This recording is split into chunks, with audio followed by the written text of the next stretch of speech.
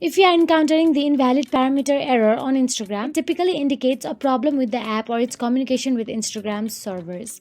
So this error can relate it to account settings, app glitches, or network issues. So here is how you can fix it. Firstly, all you have to do is close the app completely and restart your Instagram app. And if this basic option does not work, then simply go to the settings app on your mobile device. Once inside the settings, all you have to do is simply tap on the general option available there. Inside general, tap on the iPhone storage.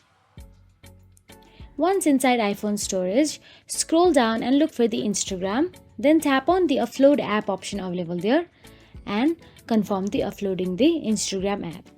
It will simply clear the app cache and sometimes resolve the issue. Restart Instagram and check if the error is fixed.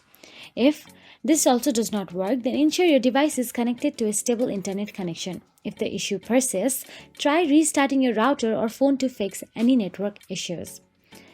And finally, uninstall Instagram from your device and reinstall it through your App Store or Google Play Store. So that is it. If you found this video helpful, please like, share and subscribe, and thank you so much for watching.